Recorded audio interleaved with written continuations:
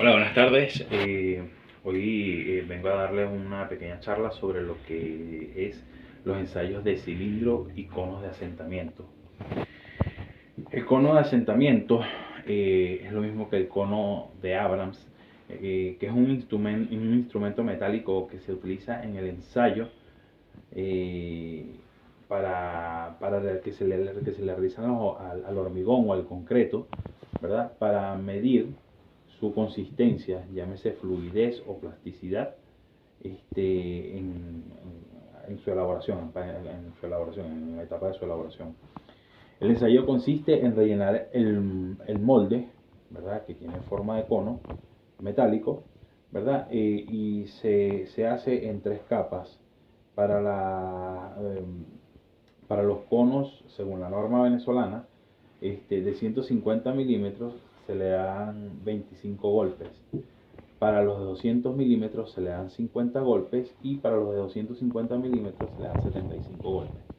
Luego se debe retirar el molde y medir el asentamiento que experimenta la masa de concreto, ¿verdad? Colocada en el interior.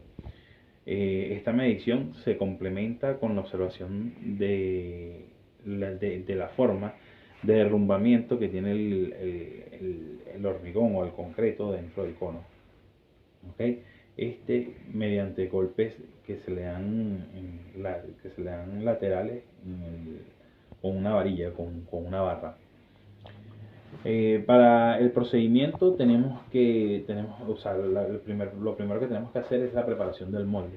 El molde debe estar limpio tanto en su base como en su superficie, ¿sí? Se aceitan con por lo general aceites minerales, ¿verdad? Y otros productos que no alteren la composición del concreto. Se deben evitar las pérdidas de agua.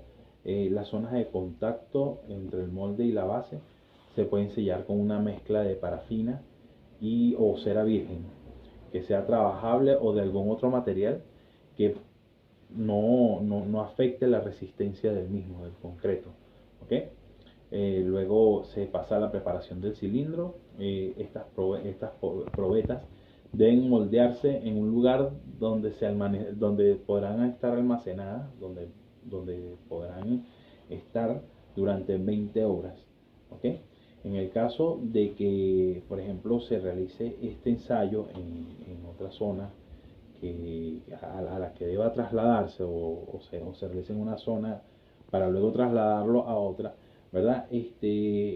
Deben, deben hacerse, o sea, deben tenerse un especial cuidado, ¿verdad? Y deben como que colocarse en un sitio en donde donde ya esté como previsto eso del traslado para que esto no afecte, ¿verdad? El ensayo, para que no existan golpes,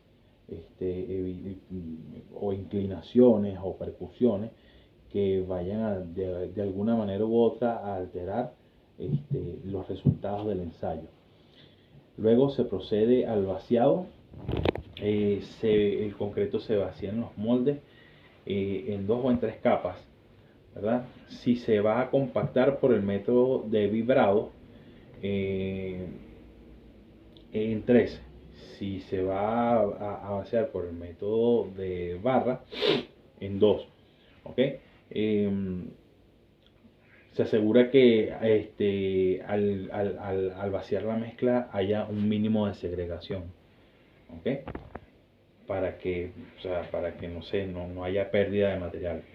Los moldes se deben almacenarse, eso sí, en la sombra, cosa de que no les afecte de repente el sol, el calor del sol, y no vaya esto a incidir de una manera u otra en el ensayo. La compactación se debe seleccionar en base al asentamiento, a menos que el mismo se mantenga dentro de la obra, ¿sí? Con las especificaciones bajo las cuales se va a hacer digamos, se va a hacer el trabajo, pues la obra. ¿Ok? Entonces, si ya está en la obra y está bajo digamos, lo cotidiano que se va a llevar a cabo dentro de la obra, entonces este, se, se, se, se altera, o sea, se puede llevar a cabo así. ¿Ok? Si el asentamiento es inferior a 25 milímetros, 1 pulgada, debe usarse el método de vibrado. Si el asentamiento está entre 25 milímetros a 75 milímetros, se puede usar cualquiera de los dos métodos, siendo preferible el método que se va a usar al momento del vaciado. Y si es mayor a 75 milímetros, se tiene que usar el método de la barra. Esto por normativa. El concreto se coloca en molde en 3 capas de igual volumen aproximadamente. Cada capa debe compactarse con el número de golpes que se indica que ya se había indicado anteriormente. Si es de 150 milímetros son 25 golpes, si es de 200 milímetros 50 y si es de 250 milímetros 75 golpes. Cuando se compacta la capa superior, la barra debe penetrar aproximadamente de 20 a 30 milímetros en la capa inmediatamente inferior. Si al retirar la barra quedan huecos en el cilindro, estos se deben cerrar golpeando suavemente las paredes del molde.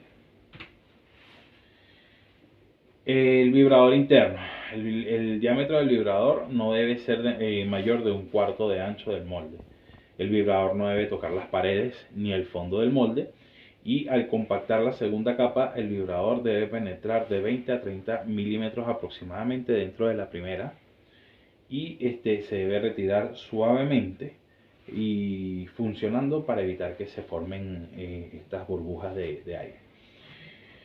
El vibrador externo, cuando se usa el vibrador externo, el molde debe estar rígido y unido al elemento vibrador. El enrase. Después de compactar el concreto por el método de barra o mediante el vibrador, debe enrasarse la probeta. Enrasarse quiere decir que no quede con un borde que sobre, siempre tiene que estar raso. ¿Ok? Y esto se lleva a cabo mediante una barra o una cuchara de albañilería. Los curados en los cilindros, una vez que ya están elaborados los cilindros o las probetas, deben protegerse de la pérdida de agua por evaporación, cubriéndolas adecuadamente con un material impermeable, a menos que se especifiquen otras condiciones en las que deban almacenarse por diferencias de cambios de temperatura, etc. Los moldes deben mantenerse en una superficie horizontal, no deben estar inclinados, como ya se dijo, y debe cuidarse de que no lleven ni golpes ni percusiones. Las probetas deben retirarse de los moldes en un lapso de tiempo comprendido entre 20 a 48 horas después de su elaboración y se almacenarán hasta el momento del ensayo en cualquiera de los siguientes ambientes: directamente bajo el agua, saturada de cal, en arena limpia y saturada constantemente de agua, o en una cámara húmeda con una humedad relativa de entre 90 y 100%. Espero que esto les haya ayudado un poquito a comprender cómo se lleva a cabo la elaboración de estos conos según la normativa venezolana. Es bastante importante entender la realización del mismo para llevar a cabo un ensayo que no venga con alteraciones y que el mismo sea el más óptimo para que podamos aplicarlo correctamente a la hora de realizar cualquier vaciado.